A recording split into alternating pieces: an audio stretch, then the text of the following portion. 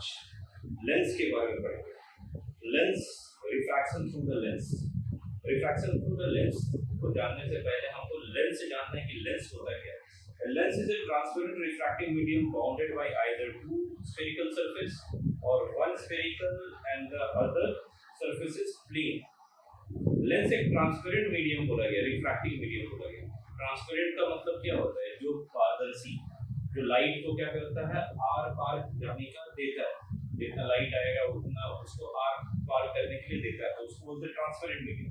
And transparent medium refracting medium बोला गया। Refracting मतलब कि उसके आसपास का एनवायरनमेंट क्या रहेगा, वो रहना चाहिए, मीडियम का चेंजेस दिखना चाहिए।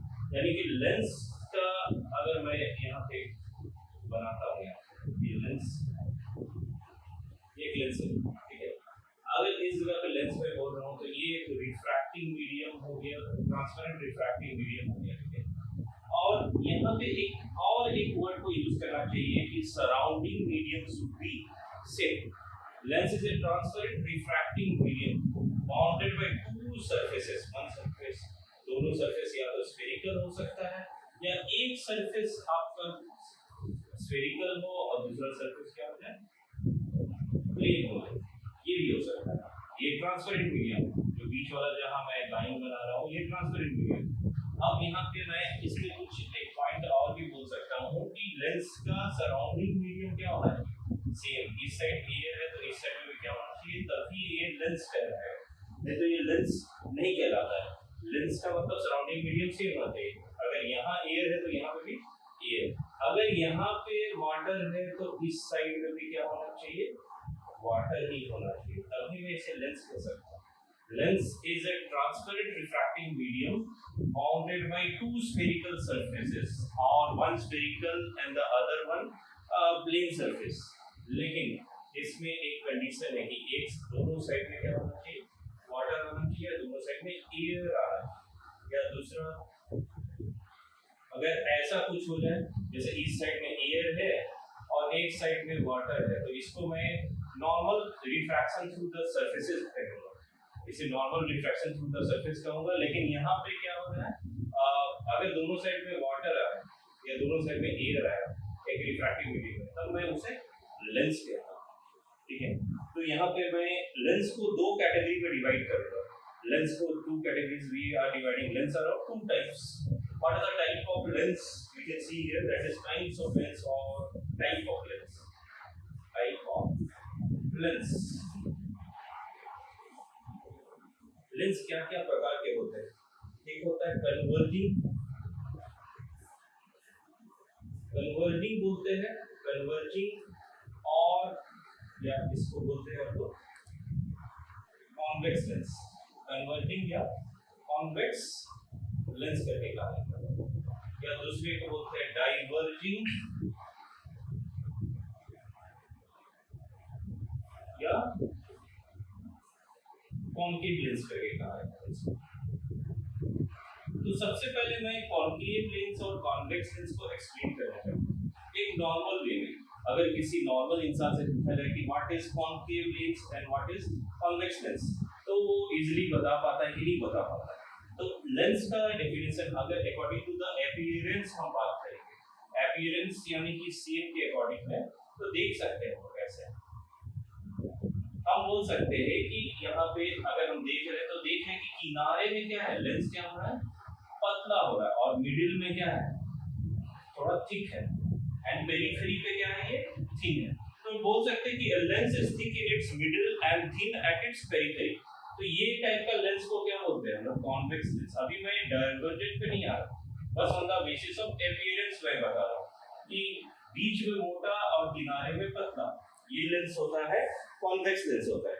अगर बीच में मोटा है और किनारे में पतला है तो इसको मैं कॉन्वेक्स लेंस कहता हूँ। अगर इसके ऑपोजिट हो जाए उस इस प्रकार, इसमें क्या देख रहे हैं आप कि lens is thin in the middle, ये थिन है मिडिल में but thick at the periphery. Periphery पे यानी कि किनारे में, किनार या छोर पे क्या है, ये मोटा है, थिक है, ठीक है। तो इस टाइप का लेंस को क्या बोलते हैं हम लोग क्या बोलते हैं, concave lens. On the basis of appearance हम बात कर रहे हैं कि अगर किसी को बोला जाए, पता लगा दें तो ये कैसे पता लगा सकते हैं कि बीच में कैसा है? तो अगर पहला लेंस को देखेंगे तो बीच में मोटा है, किनारे में क्या था, पतला था। ये था convex lens. Convex lens is thick in the middle and thin at the periphery.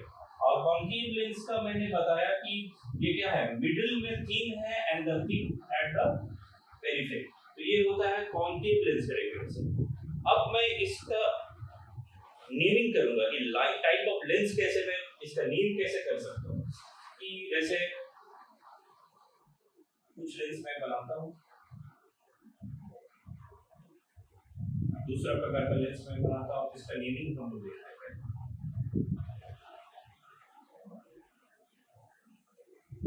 तीसरा मैं लेंस बनाता हूँ,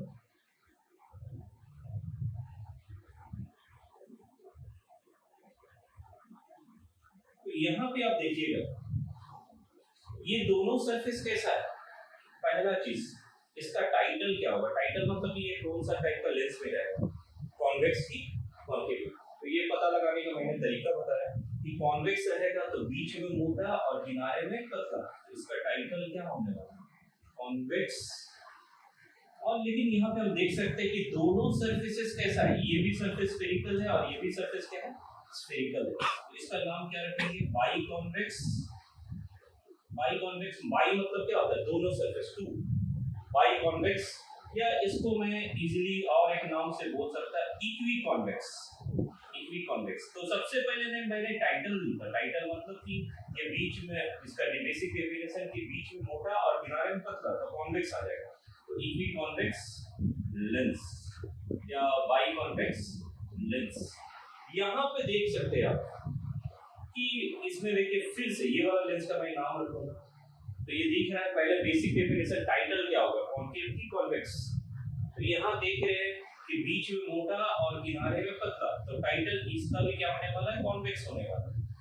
लेकिन अब देखिए कि एक सरफेस कैसा है, प्लेन है। प्लेन मींस इसका रेडियस क्या होगा, इनफाइनाइट। ये कभी रेडियस बढ़ा ही नहीं पाएगा, इसका रेडियस इनफाइनाइट आएगा। ठीक है, तो यहाँ पे आ जाएगा प्लेन से क्या बन जाएगा, plano convex. Plano convex lens. इसका डेफिनेशन एक सर पहले तो मैंने इसका टाइटल लिखा कि बीच में मोटा किनारे में पतला, तो कॉन्वेक्स लगा दिया। अब एक सरफेस कैसा है, प्लेन है, तो प्लेन से प्लेनो बन गया।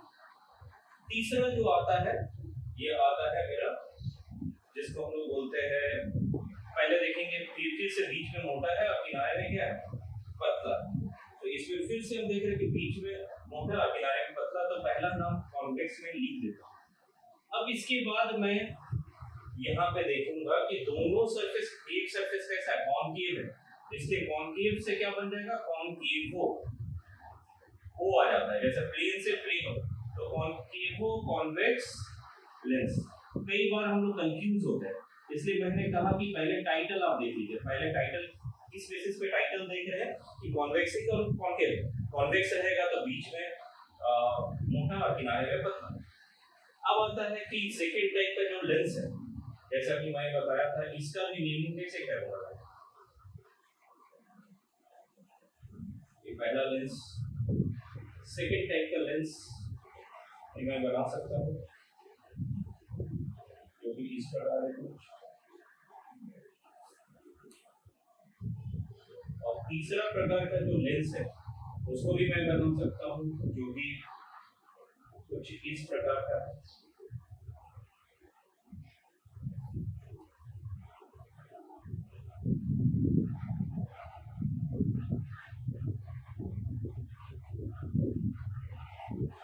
तो इसमें मैंने पहले ही बताया था कॉन्केव का बेसिक डेफिनेशन क्या होता है कि बीच में पतला और किनारे में, तो कॉन्केव मैं लिख देता हूँ। टाइटल क्या होगा, कॉन्केव। अब दोनों सरफेस कैसा है, स्फेरिकल। स्फेरिकल है तो इसलिए इसका क्या नाम आ जाएगा, equi concave lens. Equi concave lens या बाई कॉन्केव लेंस। मैं इसका नाम और रख सकता हूँ, बाई कॉन्केव लेंस। यहाँ देखिए आप इस जगह पे क्या देख रहे हैं कि बीच में पतला है और किनारे में क्या मोटा। तो सबसे पहले इसका नाम फिर से मैं क्या रख देता हूँ, कॉन्केव लेंस। Concave lens. जैसा कि मैंने बताया कि सबसे पहले नाम में आपको क्या ध्यान रखना है कि बीच पहले की इसका जो बेसिक अपीयरेंस क्या है कि बीच में पतला है और किनारे मोटा है। अब एक सरफेस कैसा है, प्लेन है, तो इस केस का नाम क्या गया, प्लेनो कॉन्केव लेंस। अब यहाँ पे आप देखिए बीच में पतला किनारे में, तो एक तो पहले कॉन्केव लेंस में लिख देता हूँ यहाँ पे कॉन्केव लेंस। अब इसके बाद मैं देखूंगा कि एक सरफेस कैसा है, कॉन्वेक्स है, तो इसलिए कॉन्वेक्स से क्या बन जाएगा, कॉन्वेक्सो, तो कॉन्वेक्सो कॉन्केव लेंस। तो ये हो गया मेरा अपीयरेंस के बेसिस पर। अब मैं कन्वर्जिंग नेचर को एक्सप्लेन, ठीक है। हम लोग देखते हैं यहाँ पे कन्वर्जेंट नेचर के बारे में, convergent nature of a convex lens. जैसा कि मैंने बताया convergent nature of convex lens. तो ये हम लोग बात करेंगे ये इस चैप्टर में, जब भी हम लोग पढ़ेंगे तो इसमें एजम्पशन किया हुआ है थिन लेंस के बारे में। आप थिक लेंस के बारे में अभी यहाँ नहीं पढ़िएगा, लेवल में हम लोग थिन लेंस के बारे में पढ़ेंगे। तो यहाँ पे हम लोग एक सिमेट्रिकल लाइन मैंने इसलिए बना दिया, ये जो पॉइंट है, ये जो चीज है, ये बहुत नजदीक है, मतलब ये कुछ डायग्राम कुछ डिस कर रहा है, ये जो पॉइंट है एकदम नजदीक है, ये दोनों आपस पॉइंट है बहुत नजदीक है, लेकिन मैं यहाँ पे दिखा रहा हूँ ये बड़ा दिखा रहा हूँ। कन्वर्जेंट नेचर मतलब क्या होता है कि व्हेन द रे इज इंसिडेंट मतलब क्या होता है कि लाइट जो निकल रहा है, जो ऑब्जेक्ट से आ रहा है, वो लेंस को स्ट्राइक किया। और ये मैं यहाँ पे मिडिल लाइन से क्यों कर रहा हूँ सिमेट्रिकल बनाने के लिए, क्योंकि ये लेंस कैसा है, थिन है। आफ्टर रिफ्रैक्शन ये पासेस थ्रू ए पॉइंट, ये टुवर्ड्स द एक्सिस आ रहा है, एक्सिस क्या होता है, ये नीचे आ रहा है, एक्सिस इधर, ये जब भी एक्सिस की तरफ आ रहा है, एक्सिस की तरफ जब भी आ रहा है तो इसको क्या बोलते हैं, कन्वर्जेंट। इसी प्रॉपर्टी को क्या बोलते हैं, कन्वर्जेंट या कन्वर्जिंग लेंस, कन्वर्जेंट प्रॉपर्टी को लेंगे, ठीक है। या ये कैसा लेंस हो जाएगा, कन्वर्जिंग लेंस हो जाएगा, क्योंकि ये जब तक स्ट्राइक किया जैसे ये किधर आ रहा है, एक्सिस की तरफ, ये एक लाइट इधर आया, ये लाइट इधर आया, टुवर्ड्स द एक्सिस आ रहा है, इसका नाम क्या है, कन्वर्जेंट या कन्वर्जिंग लेंस। सेकंड होता है डाइवर्जिंग लेंस। तो डाइवर्जिंग लेंस क्या होगा, जैसा कि इसके ऑपोजिट होगा, जैसे एक क्या आ रहा था, टुवर्ड्स द एक्सिस आ रहा था, तो वो क्या होगा, अवे फ्रॉम द एक्सिस आएगा, तो उसको मैं कहूंगा डाइवर्जिंग लेंस।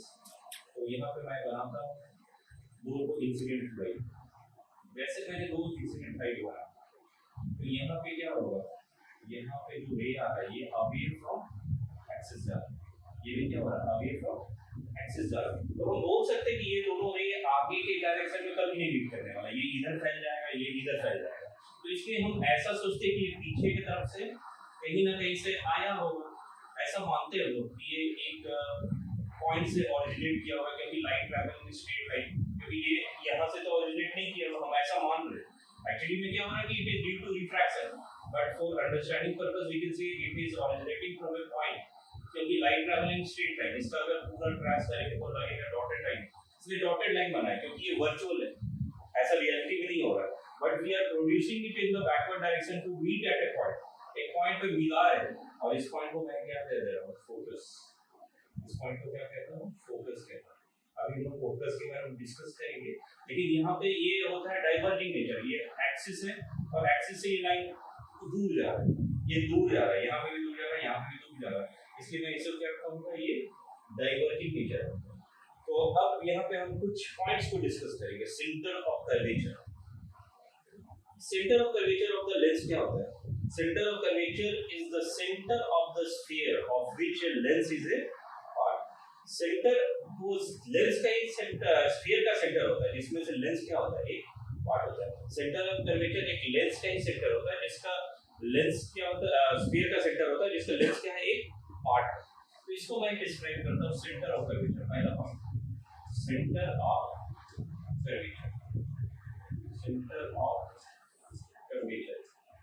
तो यहाँ पे आप देखिएगा क्या होगा, तो सेंटर ऑफ कर्वेचर में मैं चाहता हूँ, तो ऐसे करके मैं बनाता हूँ, अगर आप यहाँ बनाइएगा तो आप देख सकते हैं कि ये तो आधा, ये पार्ट अगर यहाँ से यहाँ तक है, तो ये पार्ट क्या किया गया, डॉटेड लाइन से आप बना सकते हो, तो एक सर्कल बनेगा। ये वाला पार्ट का क्या बनेगा, एक सर्कल। तो इसका सेंटर कुछ आएगा यहाँ, वन का सेंटर किधर आ रहा है, ये पार्ट को मैं वन बोल रहा हूँ, इसका सेंटर किधर है, इधर, और इसका सेंटर किधर आ रहा है, टू का सेंटर किधर आ रहा है। तो ये हो गया सेंटर ऑफ कर्वेचर। ये centre of curvature is the centre of the sphere है, ये स्फीयर का ही सेंटर है, जिसमें लेंस ये यहाँ से यहाँ तक एक पार्ट है, लेंस इज अ पार्ट, या it is the centre of the sphere, you can see. और लेंस क्या है, एक पार्ट है, ये सेंटर ऑफ द स्फीयर है, ये पूरा स्फीयर का सेंटर है, बट हम इतना ही पार्ट लिए, यानी कि हम इतना ही पार्ट ले रहे, कर्व इतना ही ले रहे। इसको अगर हम पूरा बनाएंगे तो इसका कहीं ना कहीं सेंटर आएगा, उसी को क्या बोलते हैं, सेंटर ऑफ कर्वेचर बोलते हैं। तो इसका देखिए, टू का सेंटर किधर आ रहा है, लेफ्ट साइड, और वन का सेंटर किधर आ रहा है, राइट साइड। इसके लिए आप कॉन्केव के लिए बना सकते हैं, इसके लिए डायग्राम कॉन्केव में क्या आएगा,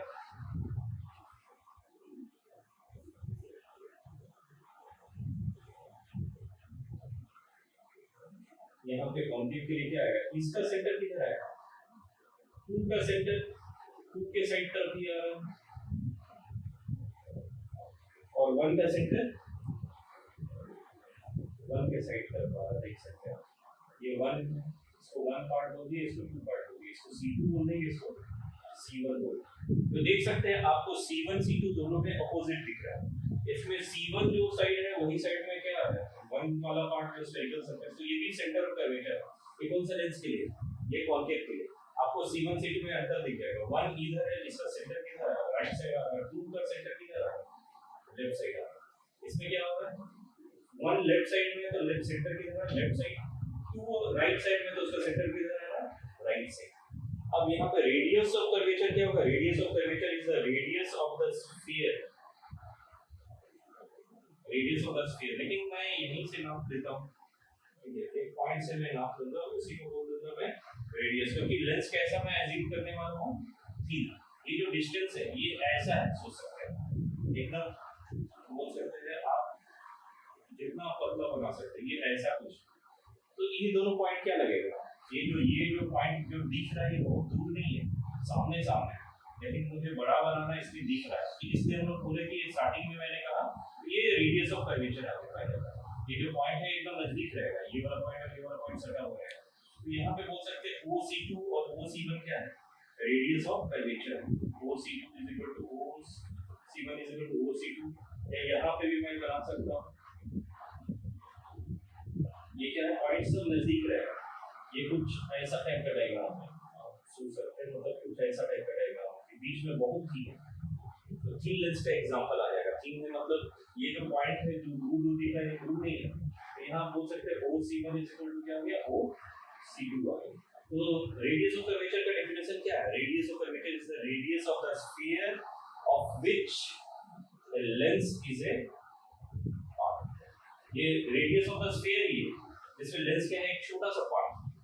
तो ये रेडियस ऑफ कर्वेचर के बारे में था। अब the line joining the centre of curvature, line joining, imaginary line joining the centre of curvature, दो तो सेंटर आया, ये दोनों को ज्वाइन करने वाला लाइन को मैं क्या बोल दूंगा, principal axis. It is the line joining the centre of curvature, तो ये लाइन को मैं क्या नाम दे देता हूं, प्रिंसिपल एक्सिस। ये आ गया मेरा principal axis, line joining centre, मतलब सेंटर यानी कि C2 और C1 को ज्वाइन करने वाला, C1 और C2 को ज्वाइन करने वाला, इसको क्या मैं कहूंगा, प्रिंसिपल एक्सिस। ये क्या हो गया मेरा, principal axis, principal axis, principal axis कहा जा सकता है। अब इसके बाद नेक्स्ट पॉइंट आता है जो है optical centre. Optical centre actually में क्या होता है, अगर आप देखिएगा तो दो रिफ्रैक्टिंग सरफेस है, ये एयर है, ये ग्लास है। तो जब मैं यहाँ पे डायग्राम बनाऊंगा तो लेंस के लिए मैं बनाऊंगा,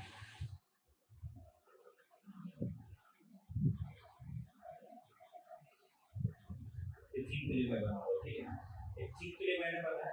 तो इसमें देखिएगा आप क्या हो रहा है कि यहाँ पे जैसे रिफ्रैक्शन करने के लिए आया, तो यहाँ नॉर्मल में बनाऊंगा, ये टुवर्ड्स द नॉर्मल व्यू। अब इसके बाद क्या होगा, ये अवे फ्रॉम नॉर्मल जाएगा, जब डेंसर से रेयर से डेंसर जाता है तो टुवर्ड्स द नॉर्मल आता है, फिर रेयर से डेंसर जाएगा, डेंसर से रेयर जाएगा तो ये अवे फ्रॉम नॉर्मल जाएगा। तो यहाँ आप देख सकते हैं ना, जो ओरिजिनल इंसिडेंट रे है ये पैरेलल हो जाएगा फाइनल इमर्जेंट रे। इमर्जेंट रे क्या होता है, जो फाइनली जो रे बाहर निकलता है उसको मैं कहता हूँ इमर्जेंट रे। ये इंसिडेंट रे एक्सपेक्टेड, हम सोचेंगे कि light ray travels in straight line, इसलिए हमेशा जब डेविएशन अपीयर होता है ये ओरिजिनल इंसिडेंट रे का फाइनल इमर्जेंट रे के साथ, पहले क्या हो रहा है और अंतिम में क्या हो रहा है, उसके बीच में क्या हो रहा है उससे कोई मतलब नहीं। तो final original incident ray should have travel in straight line, लेकिन ये क्या हो रहा है, ये रिफ्रैक्शन के द्वारा ये पाथ को बेंड किया। तो इसको मैं कहता हूँ ये एक्चुअली में हो रहा है ऑप्टिकल सेंटर पॉइंट से पास होगा, तो ये original incident ray and the emergent रे विल बी पैरेलल, लेकिन ये लेंस थिक के लिए बात हो रहा है। हम लोग जो स्टडी करने वाला लेंस कैसा है, थीन है, तो ये लगेगा कि ये जो पॉइंट है ना, ये जो मैंने दूर दूर दिखाया है, ये पॉइंट बहुत नजदीक लगेगा, तो ये ऐसा प्रतीत होगा कि it is will be looking like that it is straight line, इसमें कोई चेंजेस नहीं लगेगा। ये लगेगा कि ये इस पॉइंट से पास हो रहा है तो मोर डेविएटेड। ये कौन सा लेंस के लिए है, थीन लेंस के लिए। ये थीन लेंस के लिए, थीन लेंस में क्या लगेगा कि it is passing through that point in straight line, no deviation. तो optical centre is the point in which when the ray of light is incident in that point passes undeviated, जो light रहेगा वो undeviated पास होगा इन thin lens. Otherwise क्या होगा कि जो incident ray है वो फाइनल इमर्जेंट रे के साथ क्या आ जाता है, पैरेलल हो जाता है। ओरिजिनल इंसिडेंट रे हम बना सकते हैं क्योंकि light travel in straight line, and final emergent रे दोनों के बीच में एंगल कितना बनेगा, 0 या 180 बोल सकते हैं सिंपल अगर बात करेंगे। तो ये ऑप्टिकल सेंटर का डेफिनेशन हो गया। Optical centre is such A point, ये हम लोग इसमें भी बना सकते हैं, कॉन्केव भी बना सकते हैं, कॉन्केव में भी पॉइंट बहुत नजदीक रहेगा। हम लोग थिन लेंस का बात कर रहे हैं, तो it is the point through which when light ray passes it passes undeviated. Light रे जब पास होगा इस पॉइंट से तो कैसा पास होगा, ये अनडेविएटेड पास होगा। अब इसके बाद मैं आता हूँ फोकस का डेफिनेशन, जो फोकस बहुत इंपॉर्टेंट डेफिनेशन है, दो फोकस होता है। तो यहाँ पे आता है कि पहला डेफिनेशन क्या होता है फोकस, यहाँ से रे को ओरिजिनेट करते हुए दिखाना है, मतलब यहाँ से लाइट रे को ओरिजिनेट करते हुए दिखाना है। तो मैं सबसे पहले बनाता हूँ कॉन्वेक्स लेंस।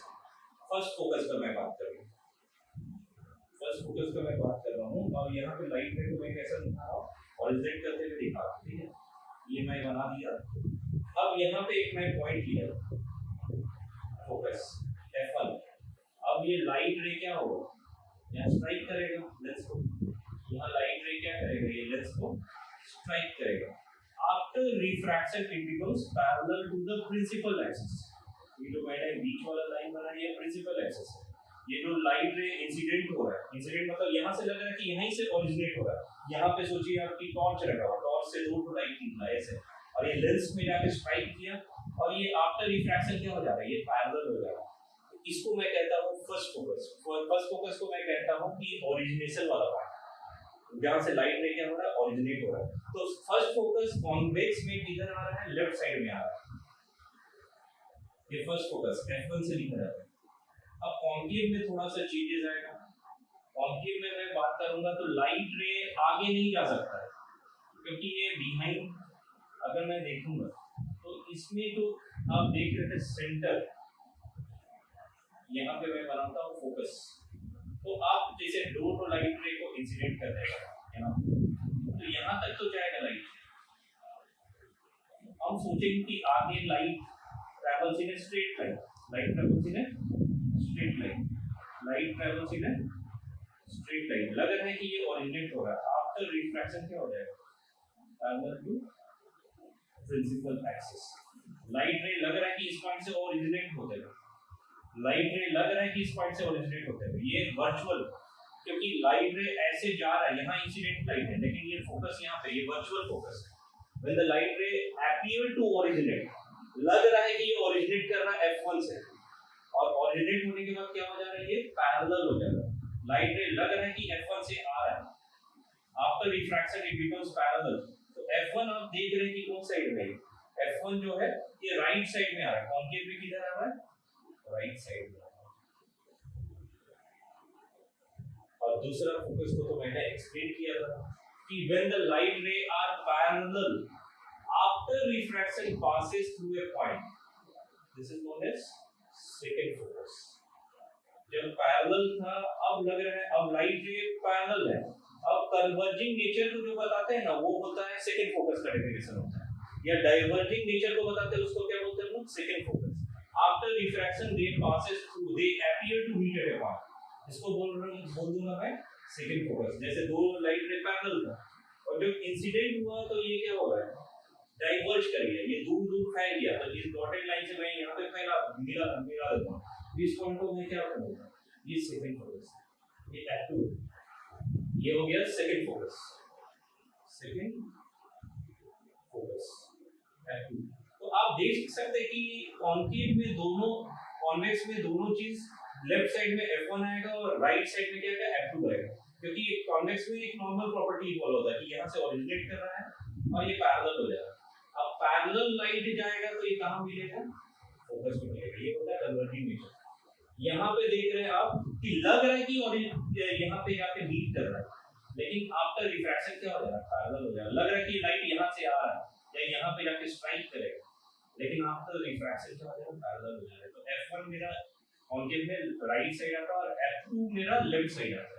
आप कॉन्वेक्स का याद करके चलिए कि कॉन्वेक्स में एक नॉर्मल प्रॉपर्टीज के अकॉर्डिंग कि लेफ्ट साइड में क्या आता है, F1, और राइट साइड में क्या होता है, F2 आता है. आप कॉन्वेक्स का आसानी से कर पाएंगे क्योंकि कॉन्केव होता है क्या, डाइवर्जिंग. तो हम लोग कुछ और प्रॉपर्टीज को देखते हैं. प्लीज हम लोग देखते हैं यहाँ पे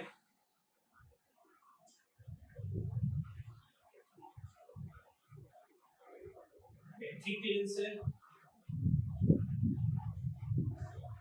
एक थीन लेंस. इसका फोकल लेंथ ज्यादा है, thick lens and thin lens. आप देख सकते हैं इसका सर्कल क्या बनेगा, ऐसे बन पाएगा, ये जल्दी बन पाएगा. और इसका सर्कल क्या बनेगा, मैं बना मुझे बड़ा सर्कल बनता है.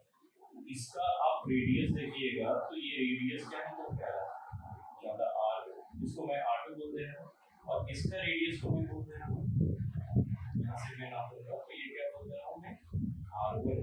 तो R1 क्या हो जाएगा, लेस देन R2, यानी F1 जो रहेगा वो भी किससे लेस होगा, F2 पे.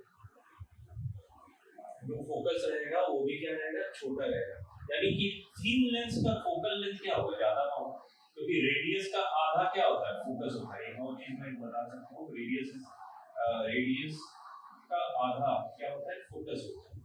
यानी अगर ये वाला चीज रेडियस ज्यादा है तो इसका आधा भी क्या होगा, ज्यादा होगा. सपोज रेडियस अगर 20 आएगा और यहाँ पे रेडियस आया 10 आया, तो यहाँ पे आप बोल सकते हैं फोकस कितना आएगा, 10 सेंटीमीटर आ जाएगा, और यहाँ पे फोकस कितना आ जाएगा, 5 सेंटीमीटर आ जाएगा. तो यहाँ बोल सकते हैं कि जब भी थिक लेंस है उसका फोकल लेंथ क्या होगा, कम होगा, क्योंकि इसका कर्वेचर सामने ही बन जाएगा, एकदम गोल सामने बन के. इधर भी आप गोल बना सकते हैं, एक इधर गोल बना सकते हैं, या यहाँ देखिएगा इसका गोल बनाएंगे तो मैं थोड़ा ये देखिए इसका रेडियस क्या होगा, ज्यादा, तो इसका फोकल लेंथ भी क्या होगा, ज्यादा होगा.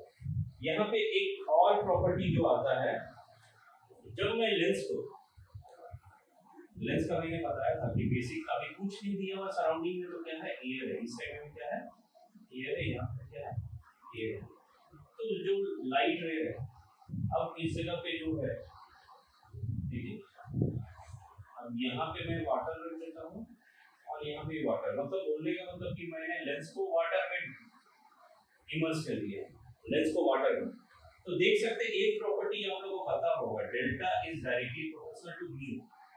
म्यू ज्यादा है, रिफ्रैक्टिव इंडेक्स ज्यादा है, तो डेविएशन भी क्या होगा, ज्यादा होगा. जैसे डेविएशन क्या होगा, इस लाइट रे यहाँ पे स्ट्राइक किया, यहाँ पे गया तो यहाँ पे क्या बनाएंगे, एक नॉर्मल बनाएंगे. नॉर्मल बनाने के बाद मुझे क्या करना है, ये अभी थोड़ा सा नॉर्मल है, अब यहाँ क्या होगा, ये अभी तो नॉर्मल जा रहा है. तो इसका जो स्ट्राइकिंग होगा, ये लाइट रे यहाँ गया, तो इस जगह पे स्ट्राइक कर रहा है कुछ, और यहाँ बोल सकते हैं कि ये original incident ray, original incident ray, और फाइनल इमर्जेंट रे के बीच में जो एंगल होता है, ये आप देख सकते हैं, ये क्या है, क्या मेरा फोकल लेंथ है, इसको मैं कह सकता हूँ फोकल लेंथ। अब जब वाटर में डालिएगा तो क्या होगा, डेविएशन क्या हो जाएगा, ये बढ़ जाएगा, मतलब इसके बीच का जो गैप है ना, ये वाला जो एंगल है पहले इतना था, अब ये एंगल कुछ यहाँ पे कुछ दिया है, अगर दोनों साइड में वाटर है तो ये डिस्टेंस क्या हो जाएगा, कम हो जाएगा, तो फोकल लेंथ क्या हो जाएगा, एक तरीके से कम हो जाएगा। या बोल सकते हैं, देखिए पहले एयर है और यहाँ पे ग्लास है, ग्लास का रिफ्रैक्टिव इंडेक्स कितना होता है, 1.5, ग्लास का होता है 1.5 और एयर का होता है 1, तो दोनों का डिफरेंस कितना आ रहा है, 0.5 का डिफरेंस आ रहा है। और यहाँ होता है ग्लास है, ग्लास का होता है 1.5 और इसका 1.3 होता है, तो लगभग 0.17 का डिफरेंस है, या 1.33 है, तो 0.17 का डिफरेंस आ रहा है, तो इसमें डिफरेंस कम है, तो डिफरेंस कम है, तो यानी हम बोल सकते हैं कि रे कहाँ गिरेगा, बहुत जल्दी आगे गिरेगा, तो यानी हम बोल सकते हैं when the lens is immersed in any other medium. देखिए बोल सकते हैं कि एयर दोनों साइड में एयर है, मतलब रेयरेस्ट मीडियम क्या है, एयर है, एयर के अलावा अगर कोई भी मीडियम में डालेंगे लेंस को तो फोकल लेंथ क्या होने वाला है, डिक्रीज होने वाला है। एयर में सबसे ज्यादा मैक्सिमम होगा फोकल लेंथ, बोल सकते हैं, क्योंकि ये लेंस का डेफिनेशन बताया था कि दोनों साइड में मीडियम क्या रहना चाहिए, सेम रहना।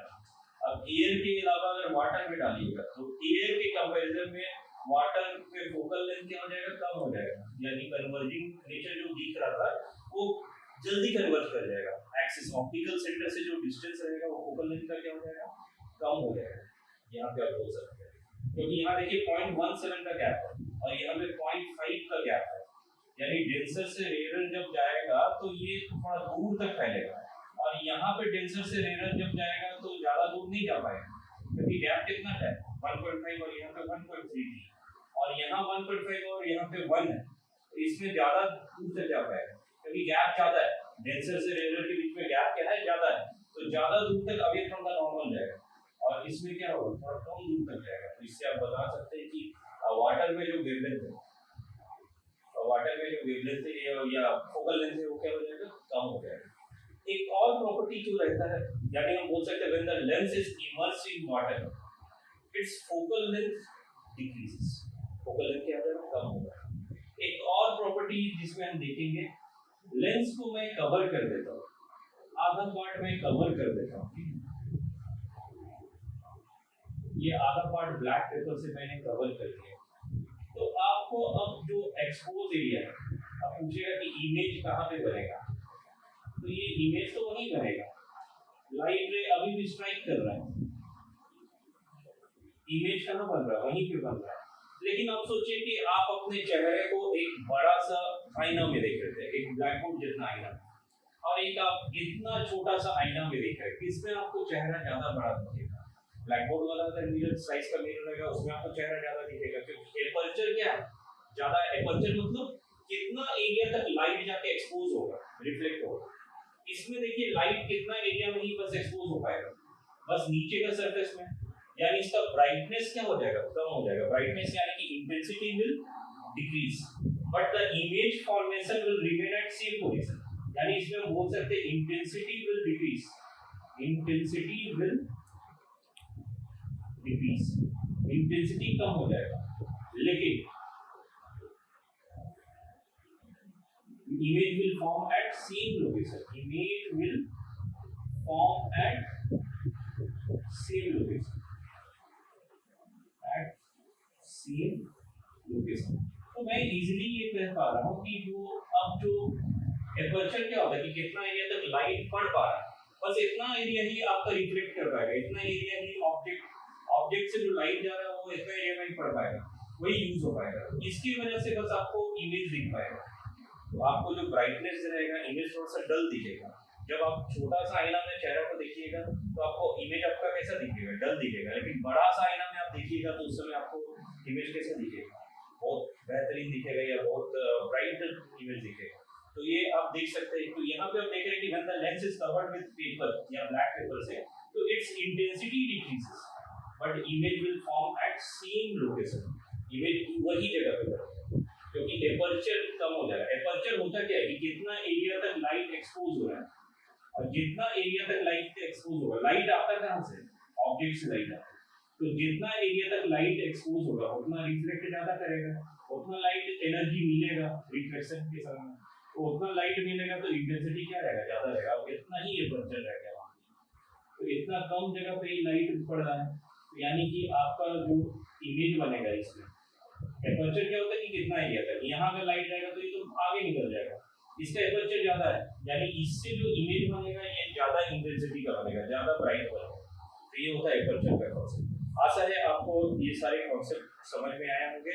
अगर कुछ भी आपको डाउट रहता है तो आप हमारे चैनल पे पूछ सकते हैं, कमेंट के रूप में पूछ सकते हैं, या आपका जो भी डाउट रहे हम लोग क्लियर करने की कोशिश करेंगे। तो अगले बार फिर हम लोग मिलते हैं, तब तक के लिए